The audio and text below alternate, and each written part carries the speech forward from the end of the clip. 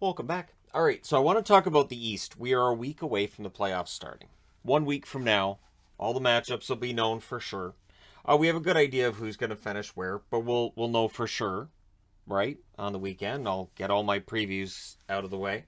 I'm wearing Boston because it's the one team in the East that I think we've probably done in the first round, and I think as a Bruins fan, I'm allowed to say that. But it's interesting, isn't it? The entire top eight in the East, 100 points minimum. And so making the playoffs being 100 points, that seems like a ridiculously high bar. But in this 3 point game world we live in, that's what happens when you've got all these extra points from overtime and shootout losses. You're going to end up over 100 points. That being said, there's also a big separation between the top eight and the bottom eight, which means we really are kind of going into these playoffs with a lot of uncertainty. Now, what's interesting to me is that Florida right now is likely going to be the favorite. I think that when we get to prediction time, a lot of people are going to predict Florida winning the Stanley Cup. Again, before the season started, I said, Tampa. They've won the last two. I'll pick Tampa. I'm not sure that I've changed my mind on that. So for Florida, they're 57, 16, and 6, right? 120 points. Absolutely ridiculously good season. Their goals for 4.16. That's high. Their goals against is high as well, but that's their game, right? So they're allowing 2.89 goals against per game. Now, if they end up against a team that can run up the score a bit, maybe that gives them a problem. But right now, their matchup would be Washington. Now, Washington still has that game in hand on Pittsburgh, could pass Pittsburgh, and you could end up with Pittsburgh, or you could still end up with Boston. Boston absolutely could end up being the team in that number 2 wildcard spot. Of the three, if you're Florida, I think you'd be most worried about Pittsburgh, and I say that because you've got Crosby, Malkin, Letang. These guys have shown that they can win in the past, and that being on the road to start a series hasn't bothered them in the past either. Also, Pittsburgh's kind of due. If that's the thing, Pittsburgh looks like they're kind of due to go on at least one more. And I heard this on, I think it was TNT or ESPN Plus. One of their panelists saying the same thing, that Pittsburgh's kind of due for a run. They could be a dangerous team in these playoffs.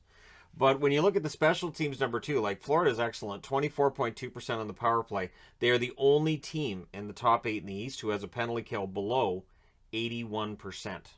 And theirs is at 79.3%. So I guess that could be a problem. But if they meet up with Washington, Washington's the only team with a power play below 20% in the top 8. So we'll see. In terms of scoring depth, I went with 18 plus goals. We've still got a few games left. I didn't want to say just 20 goal scorers because then there'd be a lot of complaining. And then people are going to go look at the stats and go, so these guys all have 17 goals, right? Yep, I know. But 18 plus goals is where I cut it off. And there's 8 players in Florida with that total of 18 or more goals. So remarkable scoring depth. If you shut down the Barkov line, cool. They can still burn you with at least the second and third line. The league has really evolved. Part of how the league has evolved, you used to have your top 6 and your bottom 6. Your top 6 was your skilled scorers, and your bottom 6, you might have some scoring there, but it wasn't a ton. Now it feels like the league's become 3 scoring lines, and then you've got your fourth line, your checkers, your grinders, maybe a tough guy like a Delorier type out there. In the case of Florida, be Lomberg, right? So it's remarkable how the league has evolved, where now you have to have 3 scoring lines to survive. Ice time leader is Aaron Ekblad. We'll see if he's back for the playoffs. Before the injury, 24 minutes and 55 seconds per game. It is also remarkable that Florida has continued to put up wins, and wins without Aaron Ekblad. In 2021, of course, they had a tremendous first-round series with Tampa, which ultimately they lost. So they'll be looking for revenge if they meet them. But since they're not going to meet Tampa in the first round, it's going to have to be a second-round meeting. And honestly, if that's what we get in the second round, while fans of teams that they beat won't be happy, I think a Battle of Florida in the second round would be absolutely fantastic hockey. Their starter, Bobrovsky, there are some legitimate questions about his playoff resume. He did well enough his last time out with Columbus before he ended up in Florida. And then last year, of course, Spencer Knight kind of outplayed him in parts. So we'll see how things go. Of course, Spencer Knight's still there if they decide to go to him. Interestingly, too, now this is a team that hasn't won a round since 1996. They're also the only team in the top 8 that has never won a Stanley Cup. So, yeah, it is interesting that they're the only one that doesn't have a cup. So, if I was doing a video today on who I think is most likely to win their first Stanley Cup next, Florida would be the pick. So, it's too obvious a video for me to do. Their last 10 games are 9-1. The one, of course, being the loss last night, 8-4 against the Tampa Bay Lightning. All right, I'll wake up. I'll get there. Toronto, 52-21-7, 111 points, so 9 points back of Florida. Their goals for, 3.8 goals for per game. Their goals against, 3.13, which is high comparatively speaking with other teams. Their goals against is the highest. And so against Tampa, if that's the matchup we're going to get, and it's looking increasingly like that's what we're going to get, they're going to have to get better defense and goaltending because Tampa Bay is absolutely capable of running up the score. Their power play is excellent. The best on the board, of course, the best in the league, 27% even. Their penalty kill numbers are pretty good too, 82.2%. The combination, if it's 110 or higher, is considered elite. They're at 109.2. So Toronto really is in pretty good shape. 18 plus goal scorers. They have 6 of them. Ice time leaders, Morgan Riley with 23 minutes and 49 seconds. Famously, last year they lose in the first round against the Montreal Canadiens, which is a series they were up 3-1. And I think there's a lot for them to take away from that. And I think the most important thing to take away from that is they have the skill. It's a matter of having that killer instinct to finish off a series. And against the Tampa Bay Lightning, if they get them down at any point in the series, they have to put them out. Because if they let them off the mat, if they do the 3-1 series lead and they lose Game 5, yeah, that absolutely could be an issue. And then, of course, for Toronto, if they don't get out of the first round this year, you'd have to think there would be changes. At that point, Kyle Dubas has to admit changes need to take place. Their starting goaltender, Jack Campbell. Campbell's been shaky at times. He seems to be playing better right now. But again, he's not used to this kind of workload at the NHL level. Great guy. Absolutely fantastic guy. I hope he does well. Campbell against Vasilevsky, if that's the matchup, people will take Vasilevsky. And of course, Toronto's last Stanley Cup was 1967, famously. And much like the New York Rangers with the 1940 chance back in the day, I think Toronto would be quite happy to be rid of the 1967 as their last Stanley Cup. Last 10 games are 7-2-1, so they're playing well. Toronto's playing quite well, and so we'll see in a week's time whether or not that translates into the playoffs. I've mentioned this with the power rankings. Power rankings don't tell you how teams are going to do in the playoffs. It just tells you how they've done in the regular season and how they're playing overall. When you've got that 32-team field, the playoffs can be quite different. Then you get to Tampa, 49-22-8, 106 points. Their goal scoring, 3.46 goals per game, so that's very good. Goals against, 2.76 goals against per game.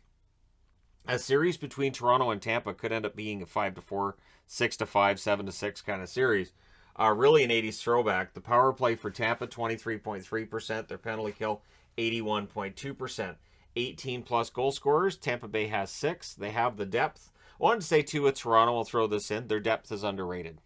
The depth is there. It's a matter of staying healthy for Toronto. On the Tampa side, we know they have depth. We are well aware. And at the deadline, they went out and they got Nick Paul. They went out and they got Brandon Hagel.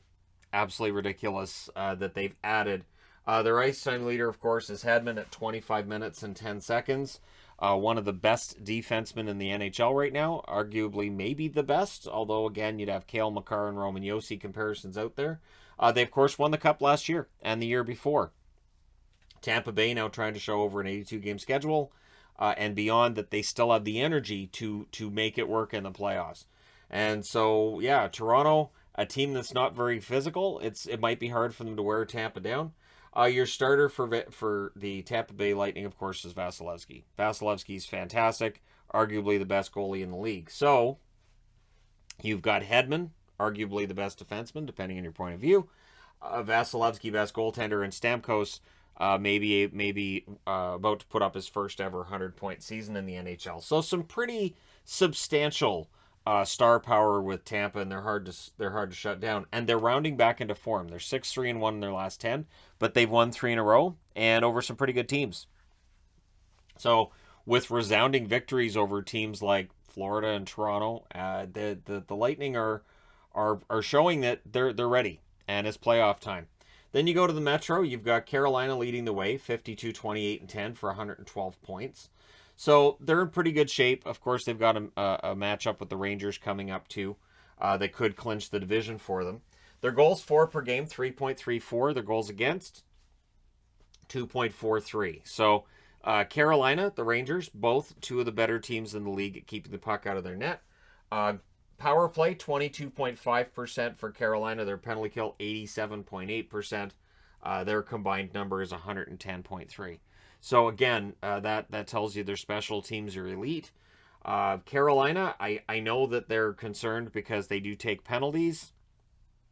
There's concerns about whether or not it's fair, how many penalties they get, but their penalty kill is fantastic.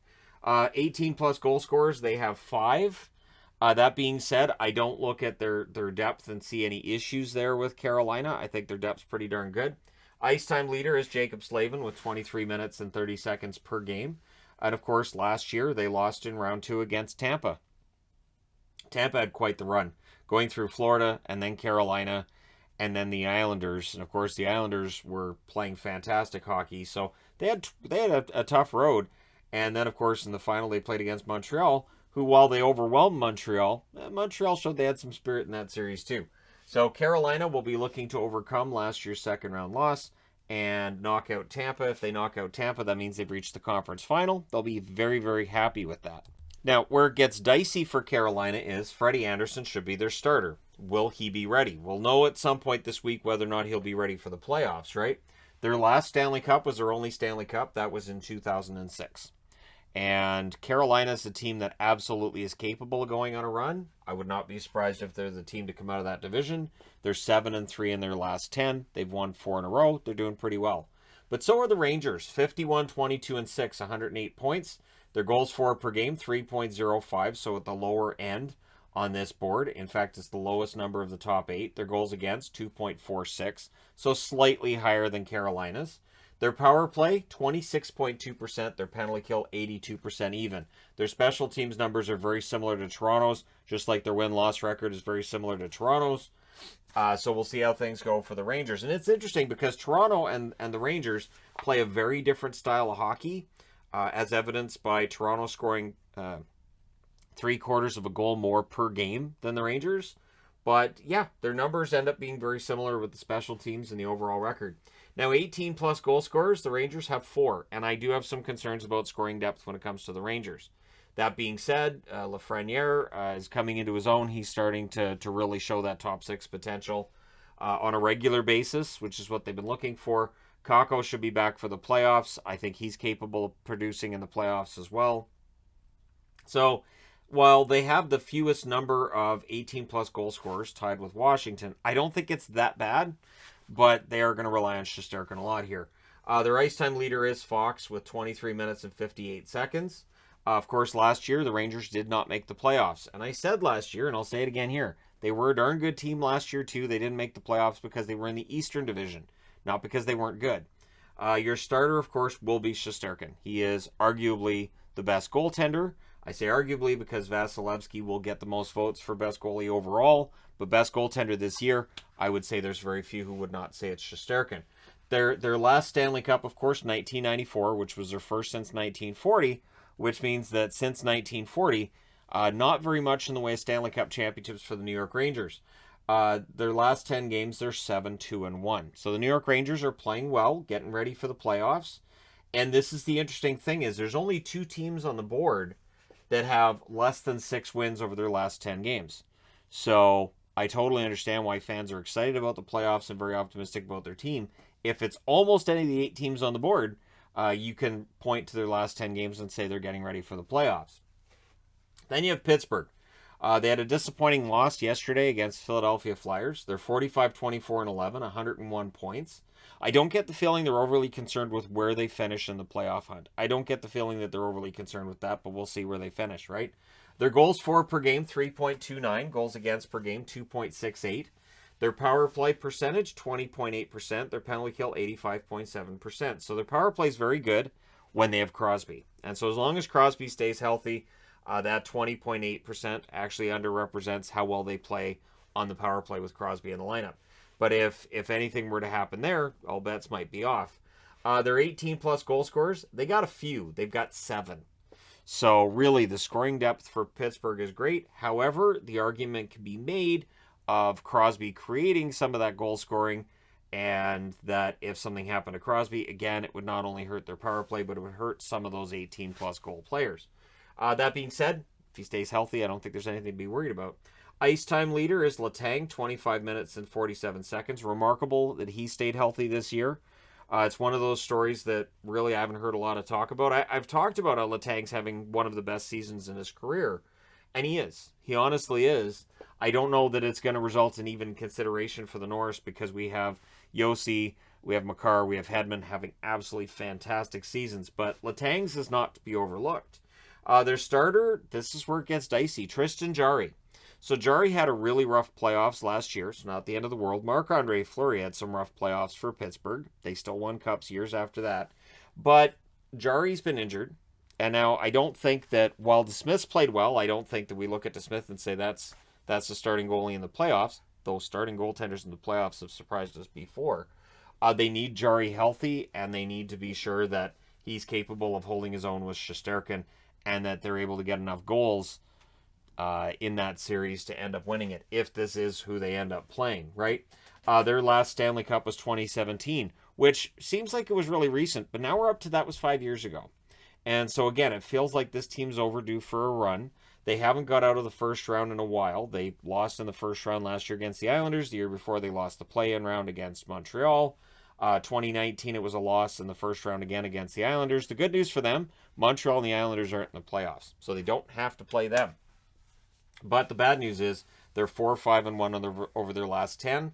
And again, it just something seems off with Pittsburgh right now. So we'll see whether or not they can just turn it on in the playoffs. Some teams can. Often teams can't, though. Speaking of which, you have Boston, 49-25-5, 103 points on the season.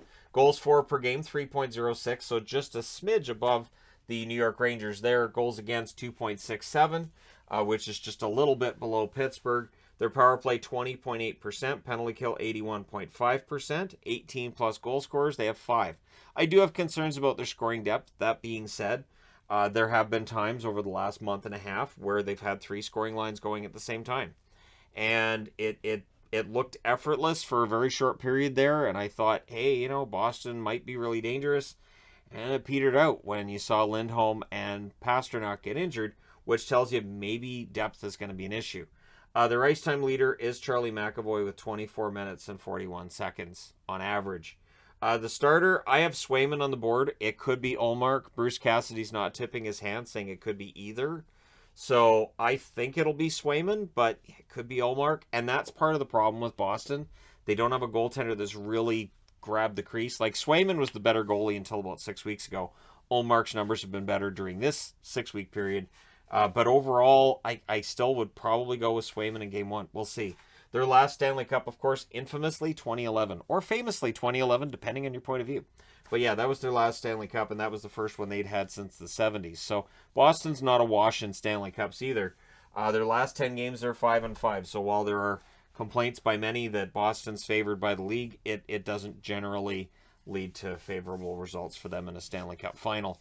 They did, of course, go to the finals in 2019. I said at the time I thought that was probably their last hurrah. I don't think that they're going to be a Stanley Cup champion this year, but last year they did make it to round 2 before they lost to the New York Islanders. It's possible they win around this year. That being said, if they're against Carolina, I'm not going to be picking them in all likelihood. It's part of the reason I'm wearing Boston, because I don't see myself wearing Boston for the playoff series preview. I don't see myself wearing Boston much the rest of the way. At 49-25-5, so they still got 3 games left. Maybe.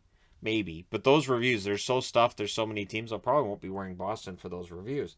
And then you get to Washington, 44-33-12. 100 points, 3 games left. And Washington's kind of the forgotten team in the East. If they were in the West with 100 points, I think people would be talking about them more. But yeah, in the East, it's kind of easy to kind of, they've got 100 points. It's quaint.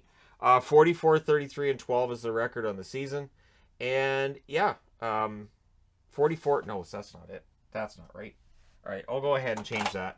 So while all the Capitals fans have been complaining for the last 20 minutes, it's 44, 23, and 12. We don't have a 92 game season yet. So 100 points for them. Goals for per game, 3.37. Goals against per game, 2.91. So their overall numbers, their goals against is one of the higher numbers on the board. Their goals scored is right around the middle.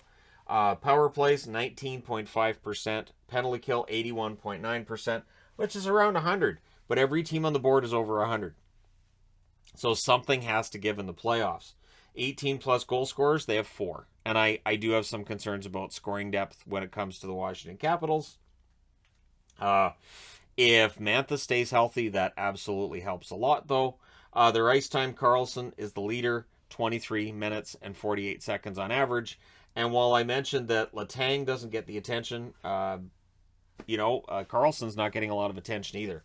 I mentioned McAvoy, right, with 24 minutes and 41 seconds for the Bruins? Pretty sure I did. McAvoy's had a fantastic season. Your starter for Washington, I think it's Samsonov. It could be Vanacek. Samsonov seems to get more wins, so I would think it's Samsonov. But again, what's interesting in the East is that we do have some uncertainty in net with a lot of these teams. And usually in the playoffs, goaltending could be a huge part of the difference. So their last Stanley Cup's 2018. Of course, last year they lost in the first round against Boston. There's no chance they play each other this year in the first round. The last 10 games, Washington's played their 7-1-2. And so, yeah, they let a point get away from them last night, but they're still within a point of Pittsburgh. They can still pass them. And so it'll be interesting to see with Washington where they finish. If it's Washington against the Rangers, do they match up better against the Rangers than they do against Florida? I'm not sure. I'm not sure. I think if it was Washington, Florida, I think maybe that's a better chance for Washington because Florida, they play a very loosey-goosey style of hockey. It'll be interesting to see. But again, goaltending has to solidify over the next 7 days for some of these teams. Obviously, Florida, Bobrovsky shouldn't be a problem. Tampa Bay, Vasilevsky shouldn't be a problem. Of course, it's Shesterkin here. You could just staple that on there. And then you have some uncertainty. Campbell, does he play the whole series? How healthy is Campbell? Anderson, is he going to be healthy for the start of the playoffs? Jari, is he healthy for the start of the playoffs? Swayman, how long of a leash does the starter have in Boston?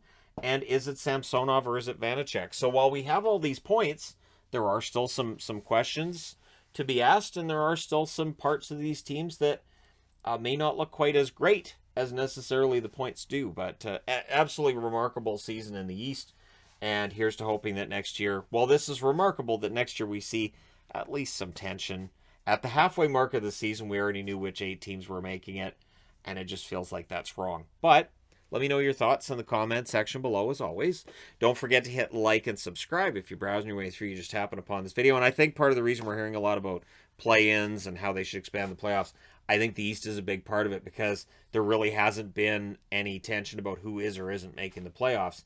And yet, that's why a play-in round, to me, doesn't work because I don't think a team that finished 20 points out of the playoffs should be able to knock out a team that finished 20 points ahead and legitimately earned a top 8 spot. But let me know your thoughts. Hit like and subscribe if you're browsing your way through. You just happened upon this video. Thank you guys so much for watching, for all your support. I will talk to you again soon.